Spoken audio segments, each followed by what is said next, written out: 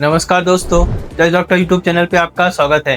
हमारी finance minister Shrimati Nirmala Sitharaman ji ने financial year 26-27 के लिए बजट पेश कर दिया है। तो इसमें क्या इंडिविजुअल के लिए चेंजेस हुए हैं और क्या इनकम टैक्स में चेंज हुआ है, क्या इन्वेस्टमेंट के लिए चेंज हुआ है, क्या TDS में चेंज हुआ है, आज हम ये सब जानते हैं। तो दोस्तों, इनकम टैक्स में सबसे पहले कोई भी टैक्स पेयर ये जानना चाहता है कि हमारी स्लैब रेट में क्या चेंजेस है।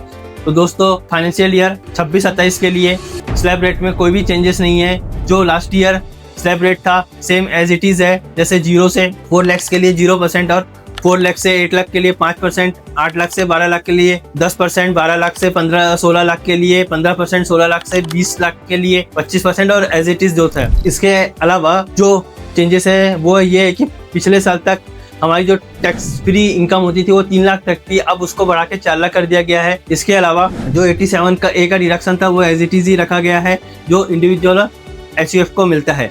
सर, इसके अलावा क्या चेंजेस है? इसके अलावा जो इनकम टैक्स की फाइलिंग की जो ड्यू डेट होती थी उसमें चेंजेस किया गया है। जो इंडिविजुअल है उनके टैक्स रिटर्न की जो ड्यू डेट होती थी 31 जुलाई, उसको एज इट इज रखा गया है। पर जो बिजनेसमैन है, जो नॉन ऑडिटेड फर्म है और ट्रस्ट है, सोसाइटी है, इनके लिए 31 जुलाई से जो ड्यू डेट थी इसको बढ़ाकर 31 अगस्त कर दिया गया है।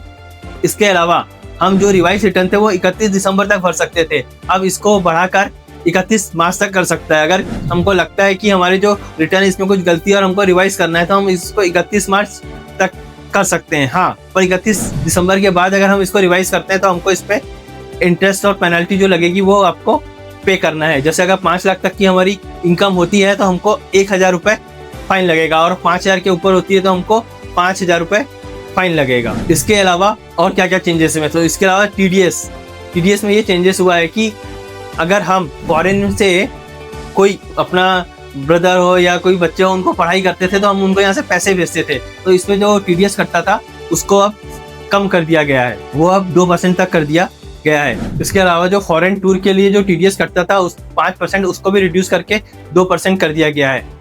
इसके अलावा TCS में कुछ रेक्टिफिकेशन आए हैं और इसके लिए कुछ रिकमेंडेशन आए हैं। जैसे अगर मैं एक स्मॉल टैक्स पेयर हूँ और मुझे TDS या TCS कट जाता था तो मुझे टैक्स रिटर्न भरना पड़ता था। अब ऐसा है कि अगर मैं स्लैब रेट पे नहीं आता हूँ, मुझे TDS TCS ना कटे, इसके लिए मुझे 15H का फॉर्म में भर दूंगा, जिससे मुझे जो TDS और TCS जो कट जाता था और मुझे जबरदस्ती में ITR फाइल करना पड़ता था, यह अब नहीं करना पड़ेगा। इसके अलावा ITR 1 और ITR 2 के कुछ इजीली फॉर्म आने वाले हैं जिसको हम आसानी से फिल कर पाएंगे। सर, इसके अलावा इन्वेस्टमेंट के लिए क्या क्या रूल है? तो सर ये देखिए, जो SGB होता था, सोविनियर गोल्ड बॉन्ड होता था, इसमें अब ऐसा है कि non transferable souvenir gold bond व्यक्ति खरीद सकता है या इंडिविजुअल पर्सन खरीदेगा। जैसे मैंने खरीदा जो ओरिजिनल डेट पे मैं ही खरीद सकता हूँ, इसको मैं बीच में किसी को ट्रांसफर नहीं कर सकता हूँ। और मुझे इसको होल्ड कब तक करना पड़ेगा? जब तक इसकी मैच्योरिटी होगी। अभी बीच में सोविनियर गोल्ड बंद हो गया था, अब ये फिर से चालू होंगे। इसके अलावा क्या चेंजेस है? इसके अलावा सर, अगर आप